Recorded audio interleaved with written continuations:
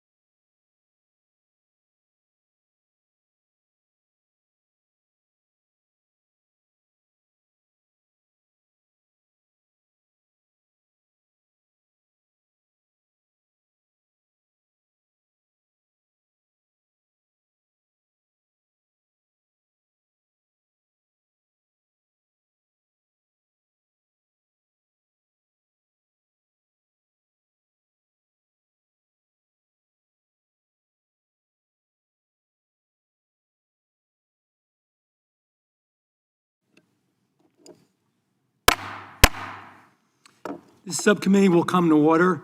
Without objection, the chair is authorized to declare a recess at any time. We welcome everyone to today's hearing on foreign involvement and threats to America's transportation system.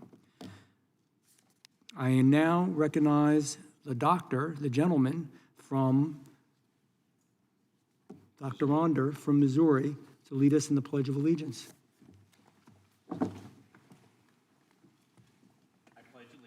To the flag of the United States of America, and to the republic for which it stands, one nation, under God, indivisible, with liberty and justice for all. We remain standing for a moment of silence.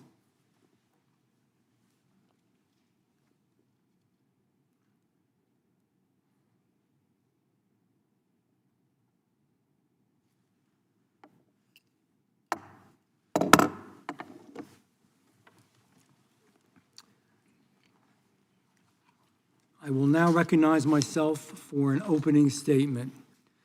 Again, I want to welcome everyone, and I want to thank the witnesses for being here today. I guess you could say this hearing is about control, and who ultimately pays the price when we give that control away. Every day, millions of Americans travel on our nation's highways, leaving behind a detailed digital record of who they are, where they go, what their destination is, and how they got there. And I want to say, I think on this hearing today, and I may be wrong, we're going to find out, I think there may be some bipartisanship, not on all the subjects of the hearing, but particularly on this piece of it, and I'm hopeful for that. We're going to find out, but I think we all agree that this is a serious issue. Electronic toll collection systems like E-ZPass were sold to the public as a convenience. You drive through, you get a bill later. Those bills get pretty big, by the way. But your data also does get tracked. And in an alarming trend, more and more of this data is being stored and being controlled by foreign entities.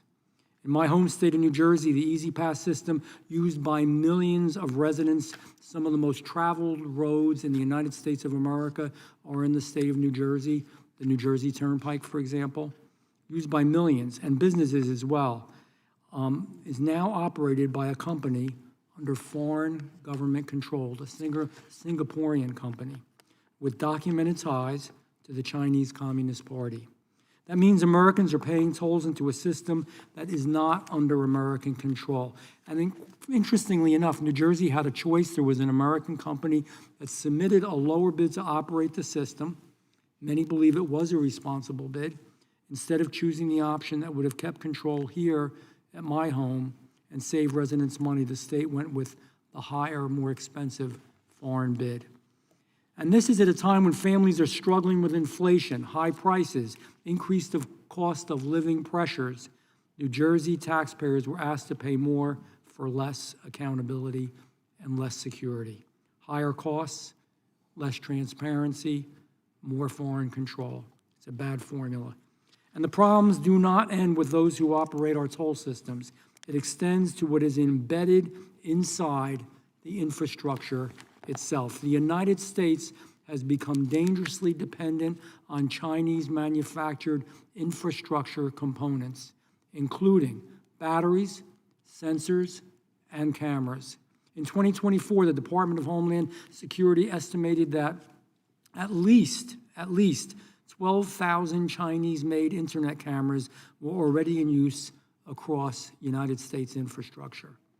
A February 2025 DHS report revealed that many of these cameras lack basic data encryption and security settings, and by default, they can communicate directly with their manufacturer located in China.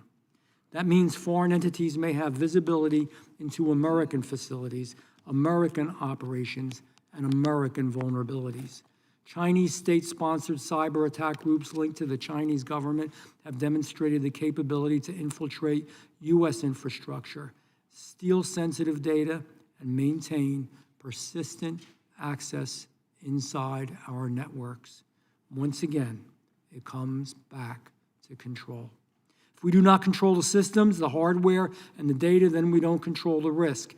And the loss of American control does not stop with toll systems or infrastructure. Under the Biden administration, states were allowed to issue CDLs, commercial driver licenses, to individuals who are not qualified and not proficient in English. This is where it may not be as bipartisan. Truck drivers must be able to read road signs. If you're driving an 18-wheeler, a semi, on the road, I think you got to be able to understand the signs. I don't know if that's that complicated. They've got to be able to communicate with law enforcement and respond in emergencies. When states ignore those requirements, Americans pay the price. Let me give you a few examples. March 13, 2025, Austin, Texas. A tractor trailer slowed for a stop in traffic, plowed into more than a dozen vehicles, killed 5 people, including an infant and a child. The driver couldn't read and write English. November 14th, 2025, Boone County, Indiana. An illegal immigrant from the country of Georgia, driving with a New York-issued non-domiciled CDL, lost control of an 18-wheeler, killing a National Guardsman by the name of Terry Fry. Ontario, California, a semi-truck driven by an undocumented immigrant crashed on Interstate 10, killing 3 Americans and injuring several others. A commercial, St. Lucie County, Florida, a commercial truck driver with limited English proficiency made an illegal maneuver on the Florida Turnpike and it resulted in a crash, killed 3 people. Washington State, an undocumented commercial driver struck a stopped vehicle on a state highway, killing a motorist. These are not just statistics. These are families. These are brothers and sisters, mothers and fathers, daughters and sons, peoples whose families were destroyed because of what happened. Once again, it does come back to control. When states abandon enforcement of federal law, Americans, American families suffer the consequences. Safety on American roads is not optional. American roads should be controlled by Americans. American data should be controlled and protected by Americans. And American safety standards should be enforced for the benefit of Americans. I thank the witnesses for being here today, and I do look forward to your testimony. I am now going to recognize the ranking member from the great state of Texas, Ms. Crockett, for an opening statement. Thank you so much, Mr. Chairman. And thank you to the witnesses for appearing today to discuss threats to our transportation system. This is a serious national security issue. So I appreciate the opportunity to have a bipartisan discussion, something that does not happen very often here, about how our foreign adversaries target America's critical infrastructure. Just last fall, the Federal Highway Administration warned that spyware had been found inside foreign manufactured systems used to operate the signs, traffic cameras, weather stations, and vehicle chargers that line our highways all across the country. These communication devices could be used to collect individuals' transportation data, could be used to hack into government systems, and could even be used to cause outages in major American cities. Infiltration of our supply chains is just one vulnerability our adversaries can exploit. We consistently see our adversaries target our critical infrastructure with cyber espionage and cyber attacks. Unfortunately, from sending the names of CIA operatives over email to including a journalist in a Signal group chat discussing war plans, President Trump's administration has shown a blatant disregard for our cybersecurity. The president has gutted the Cybersecurity and Infrastructure Security Agency, our core civilian cyber defense agency. He also fired the head of the U.S. Cyber Command, DHS's Cyber Safety Review Board, and cybersecurity professionals at the NSA and NIST. The DHS determined the Critical Infrastructure Partner Advisory Council, a key advisory group that provided space for public-private collaboration to coordinate and craft cybersecurity plans to protect critical infrastructure. Experts repeatedly emphasize that public-private partnerships is necessary to protect the cybersecurity of our critical infrastructure.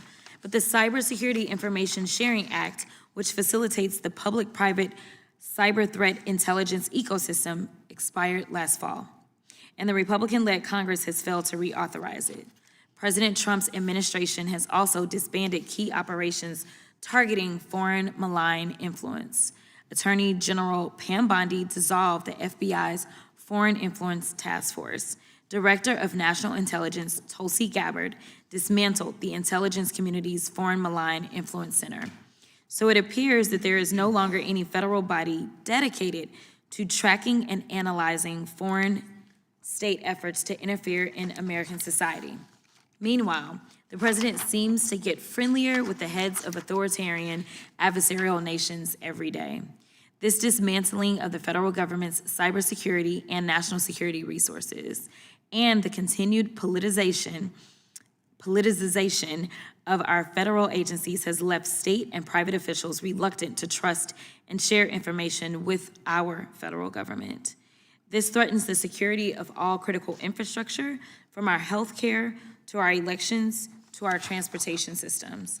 It is vital that we address the ways our foreign adversaries target our key critical infrastructure sectors. But in my opinion, the largest threat to our national security and critical infrastructure is not undocumented immigration or foreign investment. It's the incompetent folks at the highest levels of our government that have dismantled our cybersecurity resources. Thank you, and I yield back. I thank the ranking member. With that, I will recognize the ranking member of the full committee, Mr. Raskin. Thank you very much, Chairman Van Drew, and thank you to all of our witnesses for joining us today. To the extent that our colleagues have called this hearing to examine how foreign threat actors are compromising our national security by targeting transportation and critical infrastructure, that is a valid and meaningful subject of inquiry, and I salute the chairman for this initiative. China is in strategic competition with the United States and is using cyber espionage to undermine our defenses. Cybersecurity is of serious concern in the transportation sector because of the vast number of targets that operate new technologies and are run by a wide array of government and private entities. From AI-driven software to chip-reliant hardware, advancement in technology, of course, has great promise to make transportation faster, cheaper, and safer. But we must be vigilant to ensure these systems are not vulnerable to infiltration or attack from malign actors like Putin's autocratic Russia or the Stalinist bureaucrats of China. But we cannot honestly discuss and debate the issue without addressing how President Trump has gutted the safeguards that protect our transportation and critical infrastructure against foreign threats. The programs and personnel in the U.S. government that keep us safe have been cut wholesale and have been bizarrely politicized, jeopardizing our national security. Trump removed a third of the workforce at the Cybersecurity and Infrastructure Security Agency, which helps government and business work together to identify cyber threats before it's too late. That reduction included department officials dedicated to local government coordination with business, which is crucial to transportation infrastructure security. Trump fired the chairman of the Joint Chiefs and other top-level military leadership, eliminating continuity in national security, and his attorney general shut down the FBI's Foreign Influence Task Force, the group responsible for identifying and combating malign foreign influence operations targeting the people of the United States. Trump's approach to national security, especially cybersecurity, is that of a coach who's friendly with the coaches of foreign teams and then suddenly takes his goalie off net.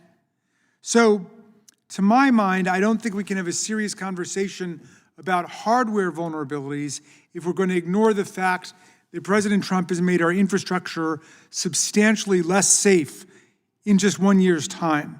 What's even more confusing to me about today's hearing is that we're examining foreign threats as though Donald Trump isn't systematically ceding more global power to China every single day, even as he multiplies and deepens his own personal business ties to China. During his first term, Trump collected millions of dollars in payments from the Chinese government and state-owned companies. In exchange for these unconstitutional emoluments, he opposed sanctions against Chinese telecom companies and banks, even when they threatened our national security. He even tried to cancel military exercises with Japan and South Korea because China complained about them. In his second term, we have seen even more of an enthusiastic presidential embrace of the tyrants and dictators. Over the last year, the administration has dismantled USAID, giving China free rein to swoop in and offer countries around the world assistance with their infrastructure construction projects, their agricultural programs, their food aid, and public health, dramatically expanding China's sphere of influence. Trump has also hurt American consumers by imposing unlawful and arbitrary tariffs and hamstrung our ability to respond to threats by firing government workers, including key experts on China and national security personnel.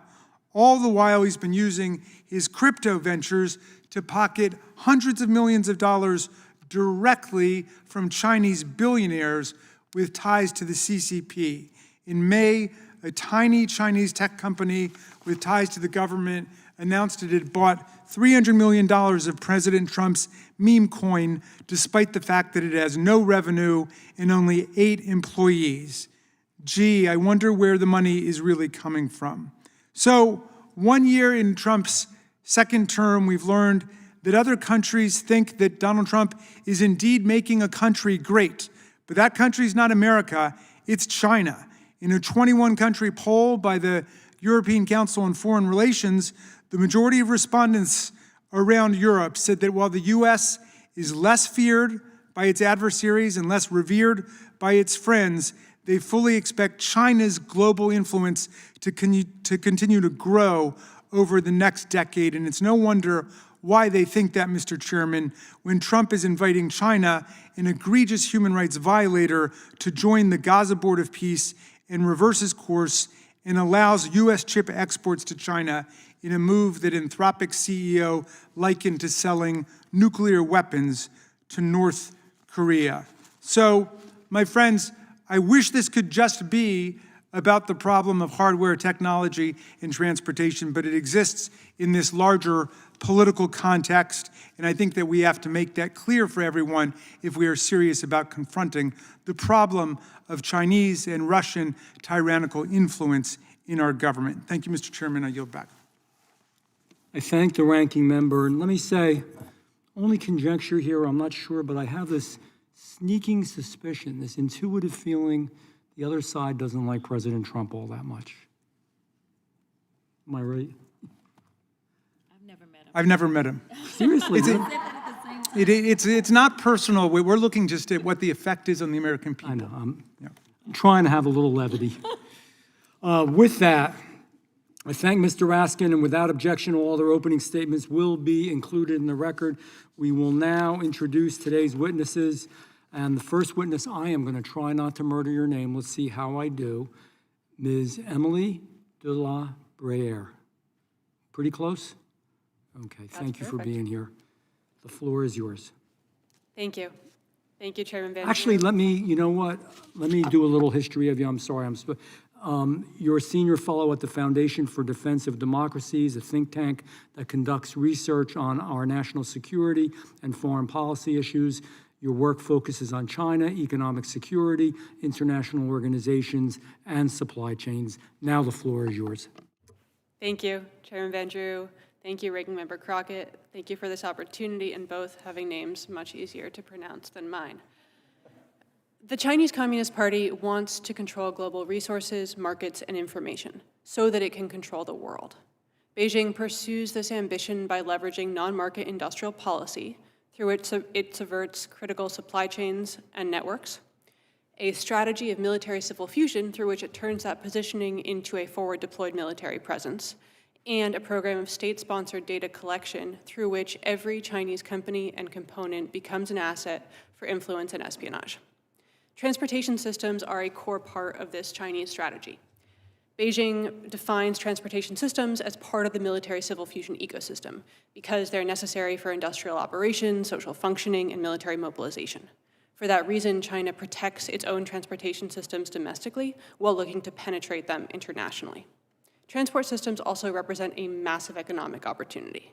The U.S. auto sector, for example, alone accounts for some 11 million jobs and $1.2 trillion of national output a year. Beijing wants those markets. Beijing also wants the military-relevant tech and industrial capacity that undergirds them. But China wants something else from transportation systems, too. Today's technological trends are pushing the transport ecosystem toward an intelligent, connected, data-is-everything paradigm. In that environment, every foothold in a transport system, whether that's a component or a piece of software or a vehicle, becomes a possible backdoor. Everything is a computer. China is hacking all of it. For this reason, China's presence in U.S. transportation systems, A, threatens U.S. industry and supply chains and markets, and B, grants Beijing access to critical information on American society, the power to influence that information and therefore society, and the ability to disrupt the foundational networks on which our country depends. This isn't a notional danger. It's not something that's on the horizon. Our system is already embedded with Chinese components, and we're already under attack. LiDAR offers a valuable example. Autonomous vehicles use LiDAR to map their surroundings. Airports use it to track movement and crowds. Bridges use it to scan for defects. China controls 90% of the world's LiDAR market. The Chinese entities that are leading this charge are companies like Hesai, RoboSense, Huawei, DJI, that the US government has already identified as tied to the Chinese military. Those Chinese military-tied companies sell to GM's Cruise and NVIDIA's Drive Hyperion. Their LiDAR sensors have been installed in JFK International Airport and Charlotte Douglas International Airport. Chinese LiDAR sensors are on intersections in Chattanooga and on drawbridges in Sarasota. Every purchase of a Chinese LiDAR sensor funds the Chinese Communist Party. Every Chinese LiDAR sensor risks collecting information on behalf of Beijing, and all of them could be turned off at China's command. This isn't a unique case. LiDAR is not isolated. The same story plays out across the broader ecosystem of components that go into modern transportation systems, whether those are IoT modules or optical transceivers or cameras. Moreover, moving beyond the component level, Beijing is also building out the platform and software level of modern transportation. China is the world's largest player in in-car AI agents. Beijing's also developing unrivaled global shipping and transportation and logistics solutions, like, for example, Loginc, a Chinese national platform that provides a centralized window into the otherwise fragmented world of global shipping under the Chinese government's control. Washington needs to stop further Chinese penetration of our transportation systems. Those efforts can start with direct restrictions. No company that uses Chinese components or software or those made by a Chinese-influenced entity should be eligible for federal procurement, federal tax incentives, or any other federal incentives. In establishing restrictions like that, Washington should also tighten and clarify FIOC and PFE rules to make it clear what it is that is a Chinese entity and to make that a stricter definition. Targeted measures like this can directly bolster the security of American transportation systems. But Washington should also take broader action to change the state of play that has allowed China to embed itself into our critical infrastructure systems. Tariffs on Chinese goods can help dissuade the US private sector from buying from Chinese entities and therefore from being complicit with the Chinese Communist Party. Tariffs can also create the circumstances in which to rebuild a trusted American industry. On the data front, no company that stores data in China should be permitted to collect data in the United States or be eligible for federal procurement, defense industrial-based procurement, federal tax credits, or other incentives. And Washington should leverage trade deals to compel US allies and partners to enact their own defenses against China such that they don't serve as conduits for the Chinese Communist Party. It might seem impossible now to think that China could supplant American giants like FedEx, like Boeing, like Ford. But that scenario is on the very, very near horizon. Should it come to pass, China will claim a determinative advantage. Washington needs to fight back. Thank you for your time. Thank you, very informative. I think that outlines the seriousness of this issue. I know it's not the sexiest issue in Congress that everybody's talking about, and I get it, but this room should be packed, and everybody should hear this and listen to it. It's a serious, serious issue. And again, as I said before, and I understand components of what you're talking about in your issues, but it should be a bipartisan one as well. Now, your name, on the other hand, Mr. Cole, is Rocky Cole. Couldn't be easier than that, right? Correct. The floor is yours. Thank you, Chairman Van Drew, Ranking Member Crockett, and distinguished members of the committee for the opportunity to testify today. The topic of the hearing is embedded threats in America's transportation systems, and I will certainly address those directly. However, I believe, as several other people have pointed out, that these threats are best understood in the broader context of adversarial cyber operations against America's critical infrastructure as they constitute one piece of a larger strategic landscape. My name is Rocky, and I've worked to counter America's top cyber adversaries for almost 20 years now, first within the United States intelligence community, then at Google, and now at a US-based venture capital-backed company called Verify, which secures the very powerful computers in our pockets, mobile phones.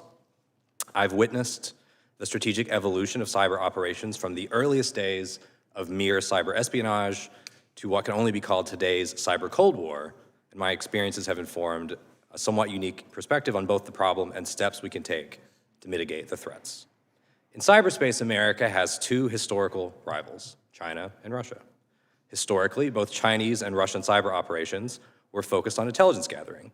For China, this meant extracting intellectual property to feed their Made in China 2025 strategy, which a former director of the NSA described as the greatest transfer of wealth in human history, while Russia focused on more traditional espionage goals. However, we have recently, as in within the last 5 years, reached a watershed moment where the objective of cyber operations have shifted to pre-positioning for disruptive effects. Modern doctrine now views cyberspace as a basic platform for hybrid warfare, where blinding cyber attacks are intended to paralyze command and control networks before kinetic operations even begin. The US intelligence community assesses with high confidence that these actors are embedding, quote, sleeper software within our infrastructure to be activated at will.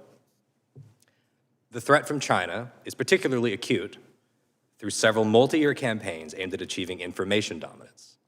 The Volt Typhoon campaign, for example, targets energy, water, and yes, transportation sectors specifically to disable military mobilization and sow domestic chaos that would distract US leaders during a potential invasion of Taiwan. Furthermore, Salt Typhoon has compromised the backdoor systems used by telecommunication providers for court-ordered wiretapping and allowing China to monitor law enforcement, track the real-time geolocations of millions of Americans, and compromise our mobile devices. These operations have even expanded to targeting toll systems and compromising state-level commercial driver's license databases, all of which are vital for our national logistics. To evade detection, these actors have refined their methods to bypass modern defenses through malware-free intrusions. They utilize techniques like living off the land, which means using legitimate system administration tools to blend in with normal activity and avoid detection using largely stolen credentials like passwords and tokens as their initial access point. And finally, as per the topic of this hearing, they increasingly utilize supply chain operations to gain backdoor access to critical technologies. This can manifest as tampering with or implanting hardware components, inserting malicious code into software updates, or compromising the integrity of manufacturing processes for devices like routers, servers, and even large industrial equipment such as port cranes. Despite the magnitude of the threat, the United States remains hamstrung by a patchwork regulatory landscape and structural challenges that impede a unified defense. Our defensive posture is characterized by voluntary frameworks that have failed to keep pace with the adversary's strategic pivot to pre-positioning. And compounding this is the complexity of coordinating between the federal government and 50 state-level regulatory bodies. This asymmetry demands a significant structural and legal overhaul to achieve true cyber deterrence, both on the offensive side and on the defensive side. This includes formalizing the authority for the United States Cyber Command to, quote, defend forward and disrupt adversarial groups within foreign networks before they reach the homeland. We must also address systematic personnel failures within the United States Cyber Command by transitioning towards an independent cyber force that establishes uniform standards for recruitment and training and bypasses the traditional military standards that have frankly hindered our cyber readiness. And most importantly, we should consider advancing a framework that treats cyber attacks on critical infrastructure that may imperil human life as the acts of war that they are, equivalent to kinetic strikes. We must also harden our domestic resilience by moving beyond purely voluntary standards. Congress should fund states to build high maturity response capabilities and convert voluntary resilience standards into mandates for systematically important entities, requiring redundant power and physical hardening across critical sectors. We must shift the legal duty of care to software manufacturers and away from the end users like local governments, instead holding the software designers liable for design flaws while mandating a move to secure by design principles rather than today's voluntary pledges. And finally, to mitigate supply chain risks, Congress should consider implementing mandatory screening and the eventual phase-out of Chinese manufactured hardware with remote communications capabilities within highly sensitive critical infrastructure and federal networks, akin to the rip and replace campaigns that Congress has already funded to remove Chinese-made telecommunications gear from America's core networks. Thank you, and I look forward to your questions. Thank you, Mr. Cole. And with that, let me say you're the co-founder and COO of Verify. a cybersecurity company focused on mobile phones, who previously worked at Google and Deloitte and served with the National Security Agency. Mr. Chris Spear is next. Mr. Spear is the President and Chief CEO Officer of the American Trucking Association, an organization made up of trucking companies. He also serves on the Board of Directors for American Transportation Research Institute and the Trucking Cares Foundation. Mr. Spear. Chairman Vandrew, Ranking Member Crockett, members of the subcommittee, thank you for the opportunity to testify here today. For over 90 years, the American Trucking Association has represented an industry that employs the hardest working men and women in the country. Safety is in our DNA. It is at the forefront of everything that we do. The overwhelming majority of America's 3.6 million truck drivers take immense pride in their work. They meet every requirement every day, and they move our economy forward with proficiency and with pride. Safely operating a tractor-trailer requires a specialized skill and an adherence to high standards of professionalism. A CDL should represent a promise that the person behind the wheel of an 80,000-pound vehicle is qualified, competent, and accountable. Regrettably, years of lax and uneven enforcement have undermined that promise. Serious vulnerabilities, particularly related to driver training and CDL issuance, have been exposed through several high-profile, tragic, and preventable crashes. CDL mills, which masquerade as legitimate schools, have fast-tracked prepared individuals into trucking by putting profits before training. Meanwhile, state licensing agencies handed out improper credentials, and federal regulators looked the other way, enabling unqualified individuals to climb into the driver's seat. ATA has long warned that insufficient compliance allows unsafe operators to obtain CDLs. Fortunately, Secretary Duffy has made it a priority to close these loopholes. Our Federation has been working hand in glove with US DOT to implement comprehensive solutions. We know that meaningful oversight works. Since December, FMCSA at DOT has removed nearly 7,000 CDL mills from the training provider registry and put an additional 450 non-compliant providers on notice. These actions, coupled with upholding federal driver qualifications and implementing regular audits, are critical steps toward improving the CDL system. We appreciate the subcommittee's focus on these issues, and we look forward to being a resource as you seek to codify these regulations. While the integrity of CDLs is foundational to highway safety, the systems that monitor driver compliance and enable roadside enforcement are just as critical. In recent years, the proliferation of non-compliant electronic logging devices has emerged as a serious and rapidly evolving threat. Cheating has gone high-tech, with some devices using AI to produce fake documentation, like fuel and food receipts, to fabricate hours of service. Equally concerning are digital backdoors that could provide U.S. adversaries access to sensitive supply chain data. When operators are able to purchase devices that falsify logs or conceal violations, it rewards unsafe behavior and penalizes carriers who invest in compliant systems. ATA strongly supports FMCSA's efforts to strengthen electronic logging device certification, which have led to the removal of nearly 100 non-compliant devices in just the last 2 months. An additional 250 devices have been removed, underscoring the need for better vetting on the front end. We urge Congress to improve device screening, apply greater scrutiny to foreign-owned ELDs, and enhance penalties against violators. Another growing concern involves cross-border trade with Mexico. B-1 visas allow Mexican drivers to haul freight between Mexico and the U.S., but not within the United States. When B-1 drivers haul domestic freight, it is called cabotage, and it's illegal. This underhanded practice exploits Mexican drivers, and it's unfair to law-abiding motor carriers and American truck drivers. ATA is pushing for stepped-up enforcement against these violations. Finally, I'd like to draw the subcommittee's attention to a transportation security lapse within the Department of Defense that was identified by ATA's Government Freight Conference.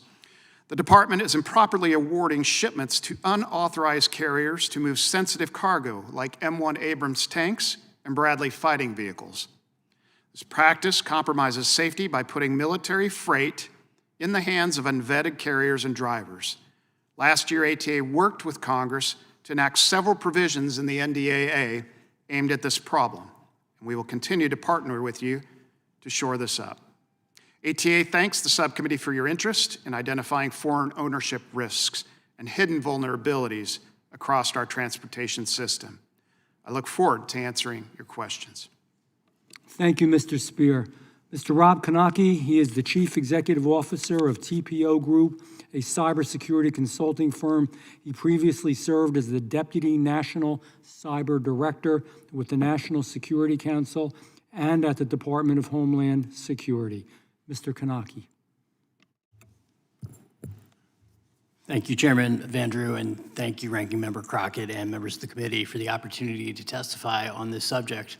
While I can't speak to the issues that my colleague, Mr. Spear, has addressed, I think you're going to find that the bipartisan approach that you were hoping for, Chairman Vandrew, really has emerged, at least within the cybersecurity community, on these topics. There is very little that I could disagree with in either the tone or the substance of what my other two panelists have said on the cyber threats. So as not to repeat much of what they have said, let me make a series of points about how we address these threats. First, let me applaud the focus on embedded threats. As Mr. Cole pointed out, our critical infrastructure is compromised through remote hacking capabilities that China, Iran, Russia, and North Korea have deployed. This is a serious issue. This is a serious risk, and more needs to be done to address that traditional threat. But the threat from embedded systems that are dependent on Chinese-produced electronics, Chinese IT components, and Chinese products is unique to China because of the scale of their manufacturing and the lack of capacity that we have in the United States today. So I will primarily focus my remarks on the cyber aspects here, but it should be noted that in the event of a conflict with China, they will have the ability to cut off supplies for critical minerals, for critical goods, for critical parts and services that our economy needs to run. That alone means that we need to diversify our supply, onshore our supply, and build trusted supply networks with our allies overseas. While we need to diversify our supply, we also simply cannot simply trust that something produced by an ally or something produced by a U.S. company built by U.S. citizens is necessarily trusted. So let me go for another point of bipartisanship here by quoting Ronald Reagan. This is an area where the mantra needs to be trust but verify. We need to verify that the systems we rely on are in fact secure, regardless of whether they are produced by a U.S. company from entirely U.S.-made components or they are produced by our allies through an extended and secured supply chain. We cannot simply assume that onshoring will address this risk. We have seen the risk from transshipment where U.S. companies may think that they are building from chips that did not in fact come from China, but those chips may have been transshipped from China through Vietnam, through Mexico, or through another country. And a drone or other device that you may think is secure and is U.S. and American made may have a risk inside it that even the company that manufactured it does not know about. That's why it's critically important that we invest in the ability not only to produce these goods domestically and with our allies, but also be able to identify and recognize when these supply chains have been compromised and when there are backdoors or logic bombs or other threats embedded in these systems. I think we can envision a future in which we have trusted supply chains. But to get there, we need much stronger government action. Chairman Vandrew, to your point about a more expensive Chinese system, I think what we are seeing today is that typically Chinese suppliers are often cheaper but in some cases, they in fact have better capability than some US-produced goods.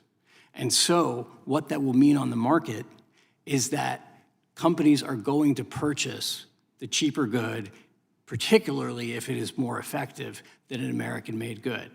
I was part of a long-running, what I would call a whispering campaign against Huawei to say that Huawei's technology shouldn't be trusted, it shouldn't be put in our core infrastructure.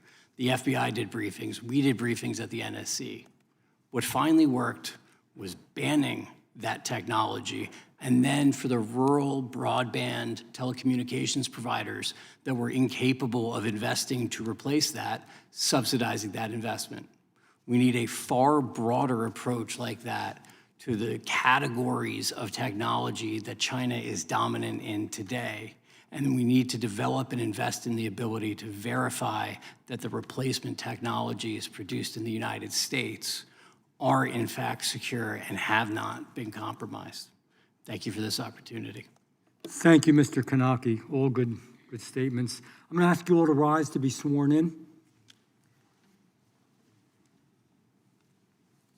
Raise your right hand. Do you swear or affirm under penalty of perjury that the testimony you are about to give is true and correct to the best of your knowledge, information, and belief, so help you God? I do. You may be seated. Point of order, Mr. Chairman. Yes. Does that apply also to testimony they've already given? Correct. Thank you for that. And that does apply to the testimony you've already given. What the ranking member is pointing out in his gentle way is I should have done that at the very beginning when you started your testimony. So that's a good point. Thank you. With that being said, we are going to begin with the questions, and I am going to start with the gentleman from Missouri, Dr. Onder.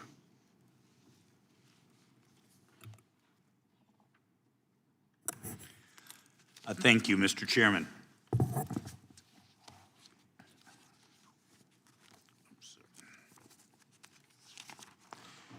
So over the past decade, federal agencies and infrastructure operators have embedded software-driven electrical equipment throughout America's roads, ports, rail systems, and power networks.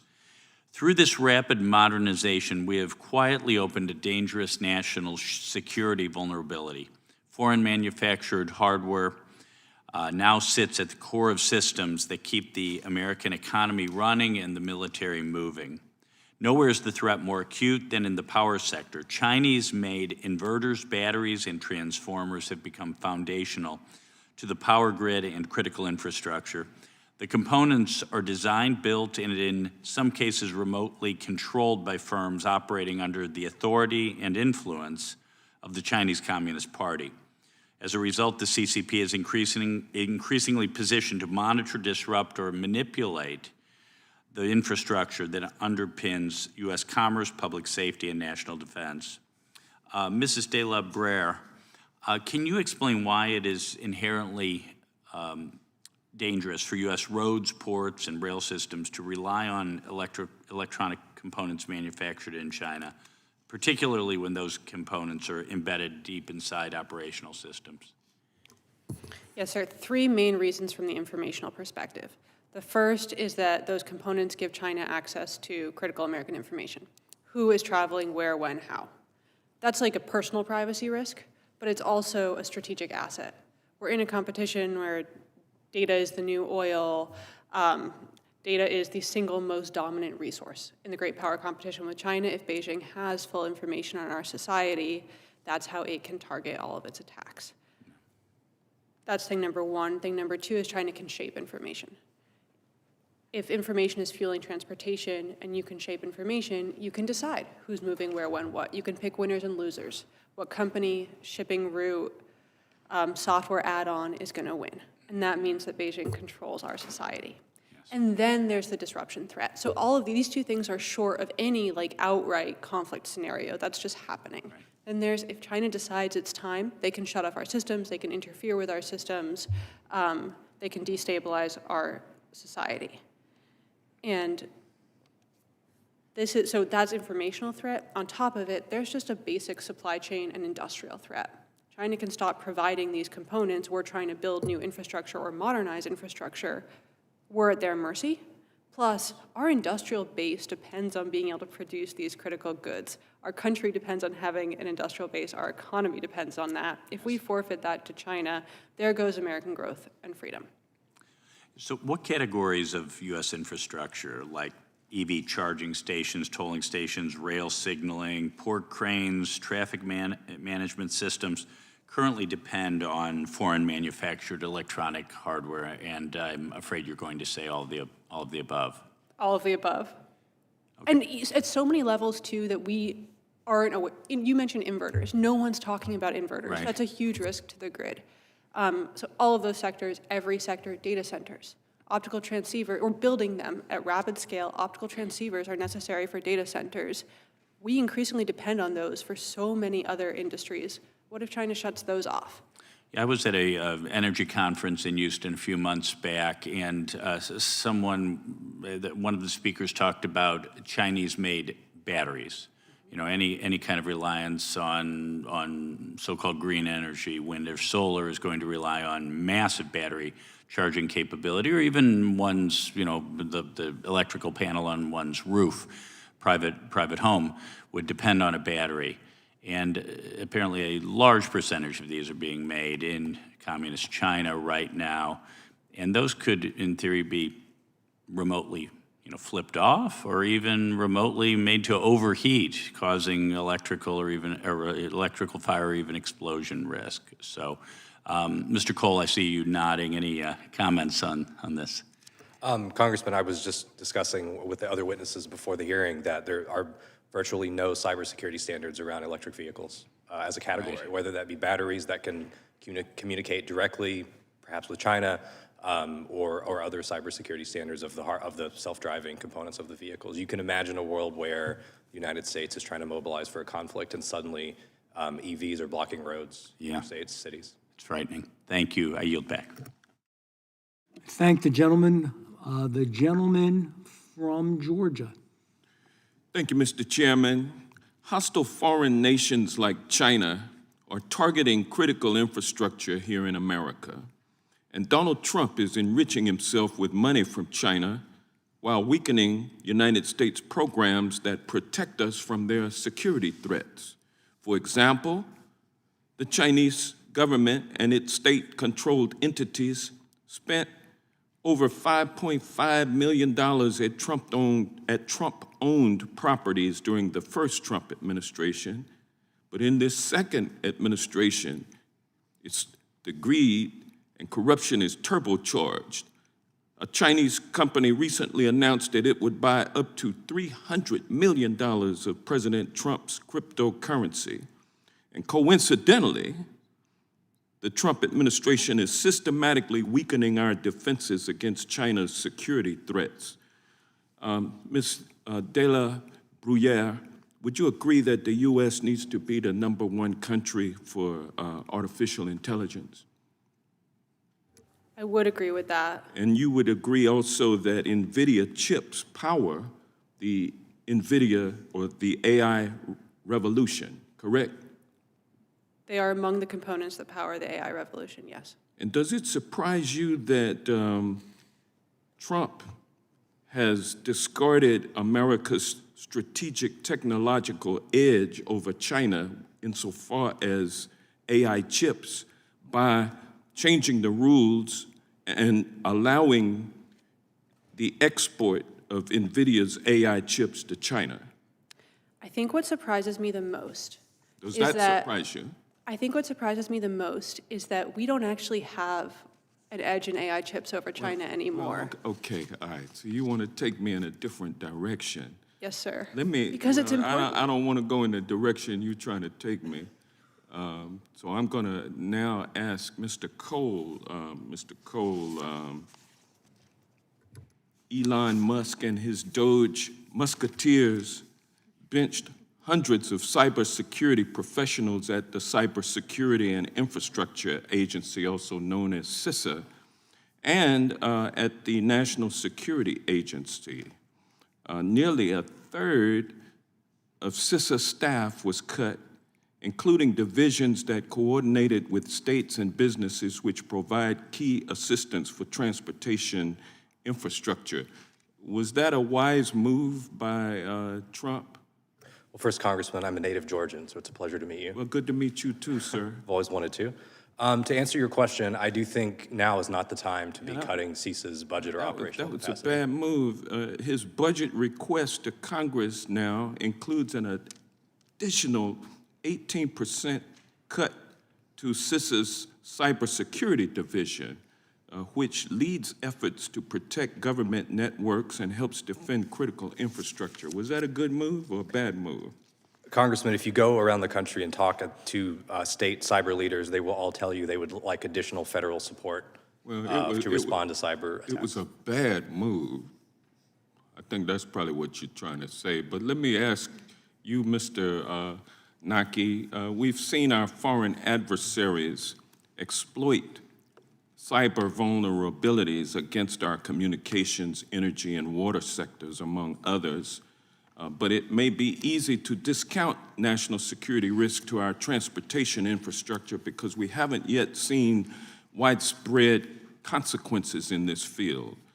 While embedded technology like undisclosed radios and batteries and cranes clearly shows that our adversaries may have the capability to conduct espionage or even cause outages in transportation infrastructure, when local governments or private companies are acquiring technology, they may be willing to overlook the national security risk in favor of getting technology that they need more quickly or cheaper. Does the fact that we haven't yet seen a major cyber attack against our transportation infrastructure mean that we don't have to worry about this national security threat? And it comes at a time when Trump's net worth increased by $3 billion over last year. With this security threat, does it mean we need to be worried, or do we have cause for concern as the president gets richer and our security is eroded?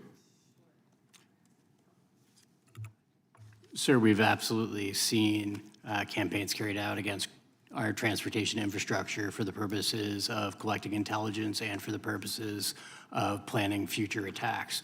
What we haven't yet seen is significant disruption of that infrastructure because the geopolitical moment in which our adversaries would want to take advantage of that has not emerged yet.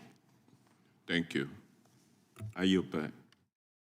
I thank the gentleman. I'm going to yield 5 minutes to myself, and this is to Mr. Spear. How does weakened enforcement of federal CDL and English proficiency requirements undermine safety on American roads? And tell me if you agree this should be viewed as a national security and rule of law issue rather than just a regulatory problem. Well, I think the criteria, the standards that you're speaking to come from the United States Department of Transportation, handed down to the states. The states administer the tests. Some states do it very well, and there's a handful that aren't. We've seen over the last few years a whole host of CDLs get issued to people that shouldn't have them, candidly. First, they may not be here legally. They may not be able to speak or understand English. They shouldn't be operating an 80,000-pound heavy-duty truck, moving freight across the country. So those standards and the relationship between the federal and state government is absolutely essential to make sure that all states are doing the same thing on those fundamentals. If I was to ask you if federal CDL and English proficiency standards have been consistently enforced, am I being fair when I say that some of the fatal crashes we discussed today probably could have been prevented? There's absolutely no question. Your opening statement covered several crashes that we've also watched very closely. A lot of the folks that you cited in those accidents, those drivers were not able to speak English, understand English, probably should never have been driving in the first place. They were issued CDLs when they shouldn't have had them. You don't want people like that behind the wheel of a 40-ton U.S. truck. I would think. Thank you. I'm going to ask you a rapid-fire question here, and if you agree we do need to do more, if you could catch up with us and get information to me. What I'm going to ask is, do you believe in the United States of America we need to do anything legislatively? Does Congress need to do something to make us more safe and more secure? Very briefly, I'm going to ask all of you, so we got to go quickly, but Ms. Della Gruyere. Yes, absolutely. And number one low-hanging fruit stopping an unforced error is with any federal incentives or procurement, having actually enforced stringent restrictions on the ability of Chinese or Chinese-influenced entities with clear rules of what those are to receive them. So I know you don't write bills, but if you could get us that information, get it to my office and also to the committee of what you saw, this bill, kind of give us your priorities on that. Mr. Cole? Yes, Mr. Chairman, I do believe Congress needs to act in a few ways. First, I believe United States Cyber Command needs additional authorities in order to be able to operate at the speed with which our adversaries are. I believe Congress must do more legislatively to increase our resiliency against cyber attacks. To some degree, we have to assume that nation-state adversaries have already compromised our infrastructure, and that means giving states the ability to more quickly respond to threats as they emerge. That could mean additional funding or clearer frameworks. And finally, as I agree with Mrs. De La Barrera that we should take a legislative approach to data sovereignty as well. Please get that to my office, both of you, as quickly as you could. Thank you. Mr. Spear? I think on the English language proficiency, we would advocate for the American Trucking Associations that Congress fully codify English language proficiency for all drivers, that all states should test for this consistently across the board. And this is a safety issue. If you're operating a vehicle, you shouldn't be pulling a U-turn on the Florida Turnpike. You should be able to understand weather signs in, say, Wyoming. You need to understand English. You need to be able to operate that equipment safely around the motoring public. Congress needs to codify this to ensure that all 50 states abide by this and aren't just handing CDLs out carelessly to people that shouldn't be driving a 40-ton truck. Thank you. Please get that to my office as well. Mr. Kanaki? I would say the most important thing from my perspective is to fill gaps in regulatory frameworks so that we have comprehensive ability to oversee regulation in this space. Thank you. I will yield back the rest of my time, and with that, I will yield to the ranking member of this committee, Ms. Jasmine Crockett. Thank you so much, Mr. Chairman. I will point out that being a bad driver doesn't necessarily have anything to do with whether or not you can speak English. I also will point out that I've had the privilege, or maybe not so much the privilege, of driving in multiple countries, and I was not required to get another license. I was able to rent cars in other countries and drive because some things are kind of universal. And frankly, if somebody passes the test as it's laid out, then I think that that's kind of what it is. If we need to change the test, then we need to change the test. But nevertheless, one of the things that has become clear over the past year is that this president can be bought. If you have enough money, you can get favorable regulations from this White House. You can get pardons, you can get contracts, and you can get influence with this president, even if you have ties to a foreign government, which the Justice Department has described as, and I quote, a significant risk to U.S. national security. So we've already established that the Trump administration has shown a blatant disregard for our cybersecurity. In his first month in office, the president dismantled nearly all of DHS's advisory committees that study major cyber attacks and provide actionable recommendations to defend against those attacks. So, Mr. Kanaki, what role did these advisory committees play in protecting our critical infrastructure? How does their dissolution make us less safe? Thank you, Ranking Member Crockett. Absolutely, these committees were essential to establishing the mechanisms for coordinating and collaborating on cybersecurity with our industry partners. They were necessary but not sufficient. They laid the groundwork for the kind of real-time collaborative engagement that has been emerging over the last 5 years. We've gone from having just these discussions on policy and risk and threat to actually working with government agencies, with CISA, with NSA, with Cyber Command, and the FBI. So if I'm to understand you correctly, you believe that they were necessary, but you believe that they weren't even sufficient in their current form. So if anything, you believe that they should have been beefed up, not deleted, correct? There's absolutely a need to expand these collaborative mechanisms with industry and to make them real-time and substantial, yes. Now, I represent the state of Texas, which is the largest exporting state in the country. Texas has 32 official ports of entry that serve as critical gateways to global trade. Mr. Kanaki, as you probably know, 80% of cranes at U.S. ports are manufactured by a Chinese state-owned entity, and the government has found communication devices embedded on these cranes that could be used to track port activity and enable cyber espionage. What concerns are raised when the technology used inside a critical infrastructure system is manufactured by a foreign adversary? In the case of these devices, what we're talking about is an ability to both monitor and control and disrupt the infrastructure, should it be in China's interest to do so. So it's an absolutely critical risk that we be able to maintain our trade in the event that they feel they are compelled to use that capability. The focus here, in my view, needs to be retrofitting at this point. We don't need to replace the steel that holds up the cranes. I think we're certain that's pretty strong. What we need to do is replace the electronics, rip and replace the electronics, and operate them with trusted hardware and trusted software that we know is not communicating back to China. The costs associated with operating technology needed for critical infrastructure are increasing. It doesn't help that the Trump administration's policies are partly responsible for the cost increase. However, states are weighing the cost and availability of the technology they need to operate and maintain their critical infrastructure. There aren't domestic manufacturers for many of these necessary machines, such as cargo ships or port cranes. Let me add to this. We did have the CHIPS and Science Act, and my predecessor in Congress was actually the one that ushered that through. That was to make sure that we could manufacture more chips right here domestically. And it is so unfortunate because there were so many plans and there were so many that were saying we are going to take advantage of this bill and pull down on these dollars. And now those plans have fallen by the wayside because of some of the terrible tariff policies that currently are taking place.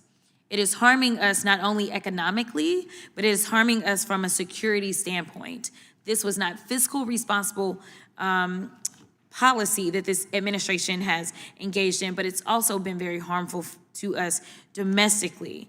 So the last question is, so what solutions are there to mitigate the risk posed by foreign technology and infrastructure supply chains? I think we badly need to make a government investment in the retrofitting of these technologies. The markets simply are not going to support this investment on their own, given that these are national security risks and not risks that are necessarily going to be borne by shareholders of companies. Thank you so much for your time. I'll yield back. Thank the ranking member. I would just make one minor point that probably when she was driving in those foreign countries, she wasn't driving an 18-wheeler. I could probably guarantee that. Well, I'm hoping not. I know I couldn't even drive one, but the CDL requirements are much more specific and much harder. Do you have a CDL? I don't have a CDL. I may have. You could. I got a license to carry. I'm sure Jazz, so do I. So do I. So you never know. But with that, I think we have the gentleman from Texas has a UC request. Yep, I'd like to ask for unanimous consent to enter into the record this report, the weaponization of CISA, how a cybersecurity agency colluded with big tech and disinformation partners to censor Americans. Without objection, and I will ask the gentleman to go forward and present testimony. Questions? Yep. Thank you, Mr. Chairman, for holding this hearing. In 2016, the Obama-Biden administration issued internal guidance that weakened enforcement by discouraging roadside interviews and out-of-service penalties, effectively nullifying a core safety rule without changing the law. Since that time, fatal truck crashes have increased and multiple deadly incidents have involved non-domiciled or non-English proficient drivers who should have never been licensed or allowed to operate in the first place. In many cases, they shouldn't have even been in this country in the first place. The Trump administration has moved to restore the rule of law by rescinding the guidance, and even Democrat-led states such as California couldn't hide the damage inflicted by the radical Democrats' open borders policies and revoked 17,000 commercial driver's licenses given to illegal aliens. Thank you, witnesses, for taking the time to be here. Mr. Speer, do you consider the Obama-Biden administration 2016 rule guidance, which discouraged out-of-service enforcement for English proficiency failures, to be a breakdown in regulatory control over a critical transportation sector? I do. That decision cost lives. And respectfully, Congressman Crockett, the accident that was cited in the chair's opening statement killed people because that driver did not understand what he was doing. And an 80,000-pound vehicle is much different than a car. It does not stop on a dime. It doesn't turn on a dime. These are very heavy vehicles that have to have people trained and skilled to operate them. And they need to understand the language we speak. Here in America, that's English. I've lived and worked in 5 continents, driven in all 5. Arabic, Chinese, you name it. You have to understand that country's language to understand how to operate a vehicle. It's for the safety of those around you. So that 2016 decision by the Obama administration took the lives of innocent people because it put people out on the road behind the wheel of an 80,000-pound vehicle that should never have been driving. We need stronger enforcement. That rule has been on the books since the 30s. It should be consistent no matter what party you are. If you care about the safety of people driving in your district, then this needs to be enforced in all 50 states evenly. It's simply fundamental. And there is absolutely no compromise when it comes to safety. We don't hedge on any of that. So I want to be very clear. We need to enforce it. It needs to be done by every state. It needs to be done evenly. And yes, the language does matter. You're exactly right. It does cost lives. It costed the life of the son of one of my constituents. A little over 2 years ago, 8-year-old Baron Ritchie of Pilot Point, Texas, was killed on I-35 near Hillsboro when a wheel hub and tires broke off a semi and struck the Ritchie family's SUV as his mother drove him home from a school trip. The non-English speaking illegal alien Martin Monreal Alvarado had overstayed a B-1 visitor visa that expired 6 months prior to the incident. Further, Monreal Alvarado was party to RTD Carriers Trucking Company, an entity with an abysmal Federal Motor Carrier Safety Administration record. RTD Carriers employed other foreign drivers as well without valid work visas and sent Monreal Alvarado on an unlawful route beyond the U.S.-Mexico-Canada Agreement commercial zone. And the reality was, if even one of these issues had been policed, Baron Ritchie would still be with us today. Mr. Spear, what can Congress do to confront unsafe carriers such as RTD from closing and reopening under a new name, reusing the same dangerous equipment and dangerous personnel? Well, certainly work with your colleagues in the Transportation and Infrastructure Committee to give the Federal Motor Carrier Safety Administration at DOD the authority it needs to clean up the registry. Okay, we have people come on, off. They have an accident, they come back on, they change their name. This system is broken. The federal oversight and ability to manage the motor carrier populace properly, safely, is broken. Secretary Duffy understands that. They're going back to the basics and enforcing the laws that you've given them. Where there are shortfalls, you all in Congress need to step up and give these agencies the power they need to have interstate commerce standards applied equally in all states. These are just fundamentals. When you take a test in a state like California for a CDL, you need to be able to speak English. You need to be here illegally. You need to have training to acquire the CDL, not some online one-day source and you get the CDL. This has got to be enforced. I look to Congress to work with DOT to shore that up. I can guarantee if you call over there now, they will give you a list of things that we support that will help them ensure that all states take steps forward to ensure that lives like that are not lost. I agree, Mr. Spear. Learn English or get out of our country. Thank you for being here. Appreciate it. I thank the gentleman from Texas. That concludes today's hearing. Oh, I've got a UC. Okay. DOJ employees shared Social Security data. Court filings show employees detailed to the Social Security Administration shared sensitive data through a non-secure server. The Justice Department disclosed. This is from the New York Times, January 20th, 2026. Without objection. And my final one is federal review finds 44% of U.S. trucking schools don't comply with government rules. This is from December 1st of 2025. This is the AP, it says nearly 44% of the 16,000 truck driving schools in the U.S. may be forced to close if they lose their students after a review by the Federal Transportation Department found they may not be complying with the government requires. It did not say anything about languages. Without objection. Okay, now I'm done. That concludes today's hearing. We thank our witnesses for appearing before the subcommittee today. I thank you all. You did a great job. Looking forward from correspondence from all of you. Without objection, all members will have 5 legislative days to submit additional written questions for the witnesses or additional materials for the record. Without objection, this hearing is adjourned.